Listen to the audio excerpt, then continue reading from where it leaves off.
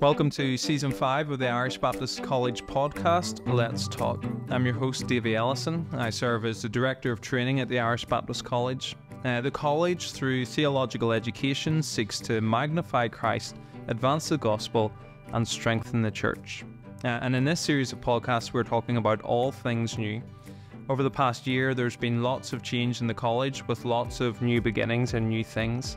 And we're going to explore some of this in this series of podcasts. The hope is that what you hear will encourage you in your faith, that it might elicit further support for the college, and perhaps even tempt you to come and study with us in some way. And to help us with that today is our historical theology tutor and postgraduate director, Dr. David Luke. Great to have you with us today, David. Good to be here. Thank you for sparing the time to be with us this afternoon. This time last year, you were not with us. You were on sabbatical, which leads into stuff that we're going to talk about in just a moment. That was your first sabbatical while working for the college? Yeah, that's correct. First sabbatical ever? Second sabbatical. Sabbatical whenever you were in pastoral ministry? Yeah. So I had a sabbatical there after about 10 years, and now after about 10 years at the college, I had a sabbatical again. So. And how was it? Yeah, it was good. It was good. It was nice to be away and do something. Do a couple of things a little bit different, which was nice, and focus on a couple of different projects. So that was good. Yeah, it was a good time. Excellent. Okay. And I can hear the listeners starting to ask the question, well, what projects did you work on? And that is what we're going to come to now. So one of the new things in the last year has been a couple of publications from yourself, a couple of new things appearing in print. So what are they? Yeah, sure. A couple of things, as you say. The first is that I was invited to write an introductory essay to a republication of the sermons of Benjamin. I'm never quite sure how to pronounce his surname. Well, that's why I asked you the question. So you said it first, and I'm just going to copy you. Yeah, so I think I've gone through various iterations of what it might be. So Benjamin Bedham, Benjamin Bedome, Benjamin Bedame, so maybe take your pick, but since he was an 18th century Baptist minister, I don't think he's likely to argue with us. Okay, great. So that was one thing. I wrote the essay for that. So the Pricker Baptist Heritage Press asked me to contribute that introductory essay. They're going to republish his sermons in 3 volumes. Okay. So I did that, and then I was also working on a book on Jonathan Edwards and the Lord's Supper. Which was finally titled Meeting Christ at His Table, Jonathan Edwards and the Lord's Supper. Excellent. Great. This is good. I'm going to ask you a couple of questions about these publications. You're going to enlighten me. I've already been enlightened because I'd never heard of Benjamin Bedome, whatever. Never heard of Ben, so I hadn't. So who is he? Yeah. 18th century Baptist, you've given that much away. And why would his sermons be of help to us today? Why might it be a good thing that these are being republished for us?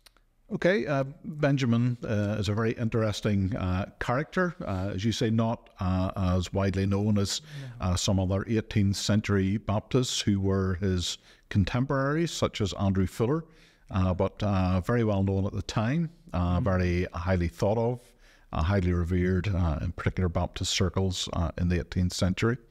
He spent all his ministry effectively at a place called Burton on the Water, which is in the Cotswolds, and a place that's often visited, a very popular kind of spot for people who are visiting the Cotswolds. But Benjamin Bedome has long since been forgotten by most visitors to Burton on the Water. So I say he was a very well-known, popular figure at the time. At the outset of his ministry, there was a part during the Great Awakening, the evangelical revival of the 18th century. His church was greatly revived, and he went to a small church that had a history of splits and difficulties, falling out with its pastors over a long period of time. And but at the outset of his ministry, there was this season of revival. Church grew dramatically, and then really stayed at that level over a number of years. He became a much sought after preacher. Very often the local Baptist Association would have him come along, and he was the guest preacher, so became very well known as a preacher.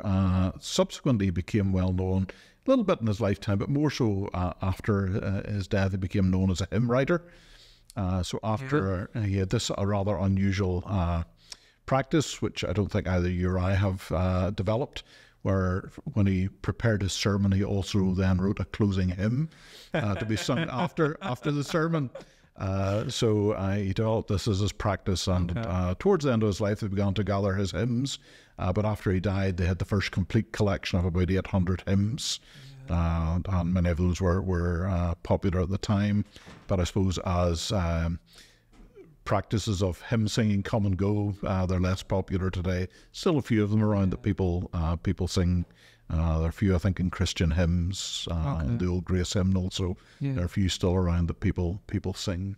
Yeah, I just discovered that this week, reading another book, and his name came up attached to some hymns. So So I say he was certainly very well known at the time. He had a very difficult life, very tragic life. A number of his children died comparatively young.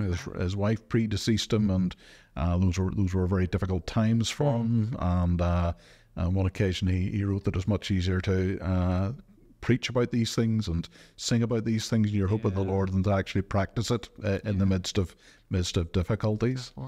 His sermon is interesting. I'm not kind of quite sure how they would go down if preached today, but certainly a very interesting read. They're very simple sermons in many ways, but I think the quality that comes across when you read through them is they're incredibly heartwarming, very encouraging. So as I say, they're not kind of great theological treatises by any stretch of the imagination, but I say just very warm-hearted devotional sermons. So I think anybody who picks them up and reads them will be encouraged just simply by reading them.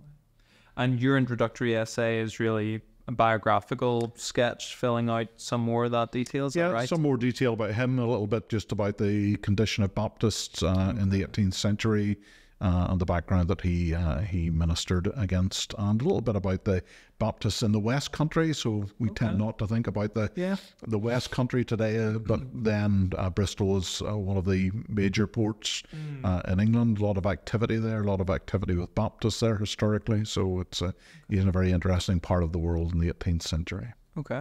Excellent, great. And this is the first of 3 volumes, did you say? It's the first. This is the introductory essay in the three volumes. 3 volumes. Okay. And how big are these volumes?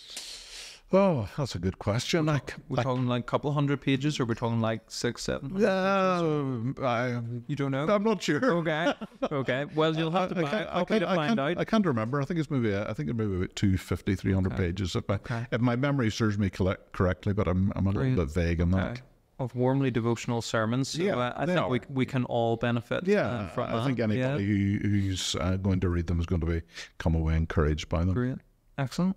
Good. Well, it's great to hear about that. Great to have a rediscovery, if you want to call it that, of somewhat forgotten figure. He is somewhat forgotten, and I say it is good to kind of hear about this guy, because certainly he was very well known at the time amongst Baptist figures, and evidently influential then as well. Yeah, much sought after.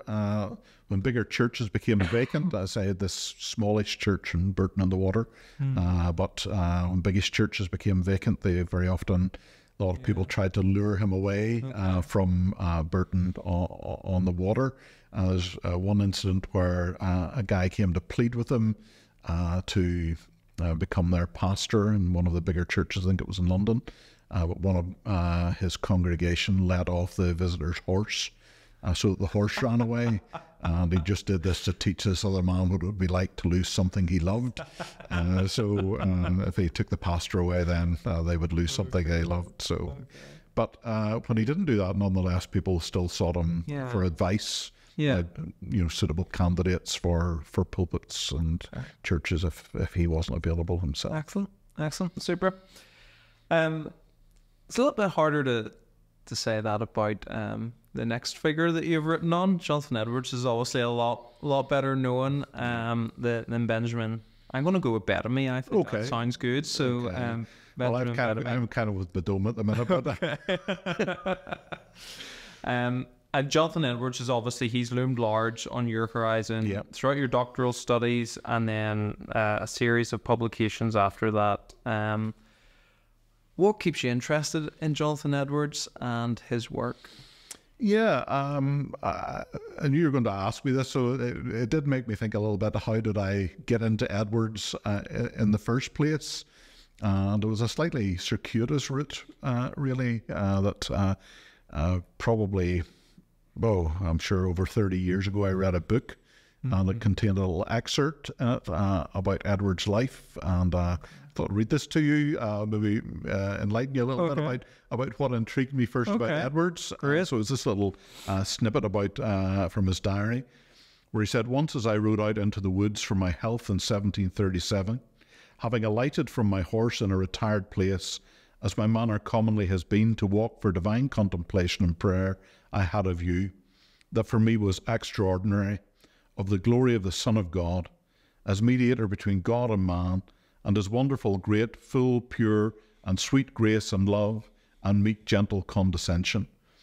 This grace that appeared so calm and sweet appeared so great above the heavens.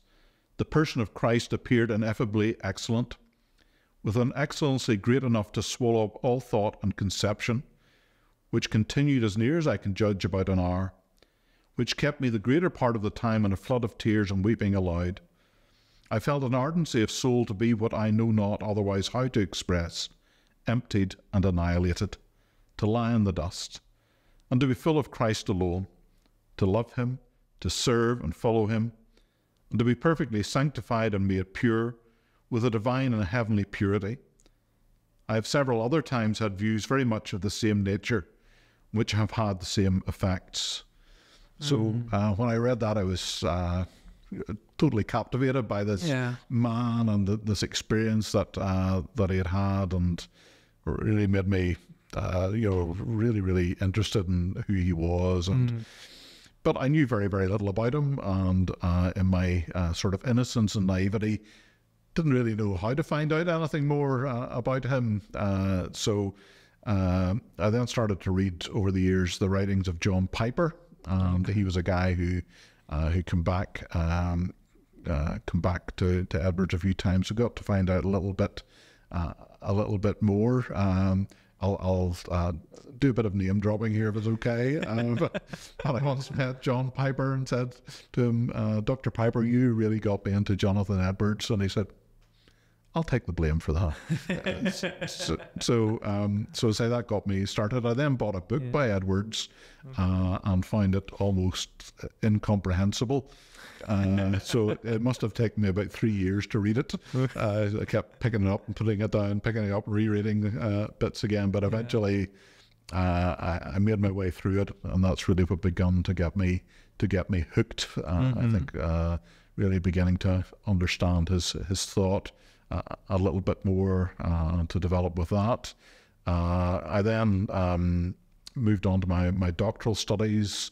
Had a few ideas floating about, and the one I seemed to land on then worked around Jonathan Edwards, and at that point then I really began to get into studying him, thinking about him, understanding the way his theology worked, and again coming back to this type of real sense he had of the beauty and the majesty and the glory of God, and especially as that is revealed in Christ. And say that's something that just keeps drawing me back in again. Really, these kind of grand visions that he has of God, and the whole matter of salvation, and the sense of wonder that comes there. I also like his ability to work his way through ideas, and maybe not quite to the point of exhaustion, but certainly he works some ideas pretty hard and evaluates them, and that's very, very intriguing. I've read a few of his sermons on hell, and the thing that's really struck me about it is he doesn't say anything that would leave you with a sense of, if you like, the terrors of hell. But the relentless logic of what he says about hell, for example, is incredibly penetrating, and it really does make you sit up and think about this. You know, so that kind of penetrating logic, I think, really appeals to me as well. Okay. Excellent. Good. That's really helpful and gives us a good insight into that. And obviously then, so this is your new publication, Meeting Christ at His Table, Jonathan Edwards and the Lord's Supper. So this is the book that has gone live this year. Now we're always told never to judge a book by its cover, but we do. Yeah. And lots of contemporary publications are very colourful. There's a simplicity to this cover, but I'm led to believe that there's a significance to the simplicity. So maybe you can explain, we'll commit the cardinal sin of judging a book by its cover, and then we'll talk about the contents, but maybe you can explain the significance just of the simplicity. Yeah, the cover is designed by my very good friend, David Middleton. We've been friends for about 40 years, so it was a real pleasure for me to be able to involve him in the production of the book. So an architect by training, but a very gifted artist and illustrator as well. So it was good to involve him. But he asked me for a steer. I wasn't really much, I think, of being able to give him a steer, having zero artistic abilities myself. So we come back with this idea. So if you look at the cover, obviously in the foreground is Edwards, the bread and the wine from the communion. But in the background is actually the setup of his study and what his study would have looked like. And he settled on the kind of doing a line drawing rather than a colour one because he wanted to indicate the simplicity of the world in which Edwards lived. And that's kind of one of the intriguing things about Edwards' world. Doug Sweeney, who's given an endorsement for the book, there's two guys, him and Kenneth Minkema, who are kind of I think the Ronaldo and Messi of Edwards studies.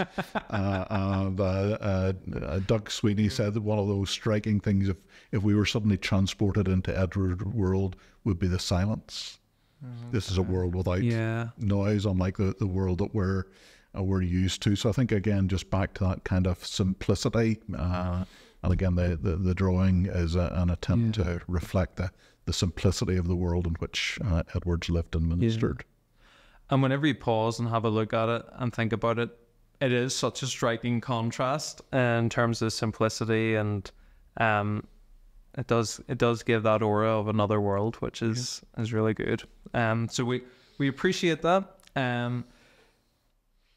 You talk about Edwards and the Lord's Supper. So why write on that in particular, Edwards and the Lord's Supper? And maybe you can give us some. Maybe you don't want to give away all the answers, but what would we learn from reading it? Maybe you can tease us into getting a copy and on that front. But yeah, I must admit there's a little bit of a mystery in my mind as to how I ended up writing with Edwards and the Lord's Supper. Yeah, not too sure. I was working on another essay at the time on Edwards and conversion for a different publication, and when I was thinking about that, I began to think a little bit about the Lord's Supper. The Lord's Supper is something I've thought about quite a bit over the years, and part of the reason for that was whenever I came to the end of my pastoral ministry, I preached a little series of sermons on the Lord's Supper. And it suddenly occurred to me that, after 15 years in the church, that I'd never actually taught about the Lord's Supper, something we did every week. Yeah. But something I'd never actually taught about. And it began to occur to me that probably a lot of what we think about the Lord's Supper is actually assumed by us, rather than something that we have, something that we've taught. I remember asking at the time, had anybody in the congregation ever heard anyone teaching about the Lord's Supper? And we had one elderly gentleman who said he thought he'd heard a sermon once. So it's perhaps not something we teach a lot about. So it did get me to begin to think a little bit more about the Lord's Supper, and I suppose the studying Edwards and the Lord's Supper then became a little bit of a lens through which to think about the Lord's Supper and our practice. Okay, excellent. So what we'll learn is we'll think about something that we do every week and maybe don't think about enough, which is telling. Yeah, and I think that the maybe fills a kind of a dual purpose, I think, in that regard. It is a bit of an academic study on one level, and hopefully makes a contribution to our kind of wider reading of Edwards and understanding him. So hopefully it feeds in at that level. But a lot of people who aren't Edwards scholars have said to me, well, could I read it? And I said, I'm sure you could. So I've kind of been quite gratified, I think, by a few people who've read it and said they've enjoyed it. Good. And it has made them think about the Lord's Supper. And I think that's the other level that I wanted to operate on, that it's something that people can read and hopefully begins to make them think a little bit about the Lord's Supper. May not end up agreeing with Edwards on everything at the Lord's Supper. I don't agree with him on everything about the Lord's Supper, but certainly I think it makes us all think, well, if we don't agree with that, what do we think? Yeah. So I think definitely. There's that element to it. Definitely. Well, let me ask 2 further questions. One on that academic argument world, and then maybe one kind of relating to a more practical benefit of the book. So I think I'm not an Edwards scholar, but my reading of the situation is that the impression is that Edwards changed his view on the Lord's Supper. At least that's how it's presented, maybe in the literature and as people reflect on it. But your suggestion is that he was finally following through on the practical implications of his own long-term theological convictions. You set that up right at the beginning of the book. So what were his convictions? And then what practical implications did those convictions demand? Okay, I sort of feel a little bit like a politician here, where I might answer my own question instead. Well, go for it. In that regard, he inherited a view of the Lord's Supper which was very, very distinctive, even in his world. He became his grandfather's assistant. And his grandfather had treated the Lord's Supper as a converting ordinance. So he believed that people who were baptized as infants and became part of the covenant community, they therefore had the right to attend the Lord's Supper if they believed the basic doctrines of the church and if they weren't living scandalous lives. And he believed that by attending the Lord's Supper, they might then become converted through participating in that. So Edwards inherited this view, and effectively for, Mads is never very good at this point, but upwards of 20 years, really he went along with that practice within the church. I don't think we ever come across anyone who is actually converted as a result of attending the supper, either under Stoddard or Edwards. So I don't think we ever see it effectively work in that way, but he keeps that going. But I think once you begin to drill down into his writings in the Lord's Supper from the very earliest times, really, he could never have been consistently happy with that particular view of the Lord's Supper. So he thought of the Lord's Supper as a memorial feast, where we remember that Christ died for us, delivered us from our sins. So we do think of him, and he talks, as many people of that era do, talking about that memorial as being something very affecting.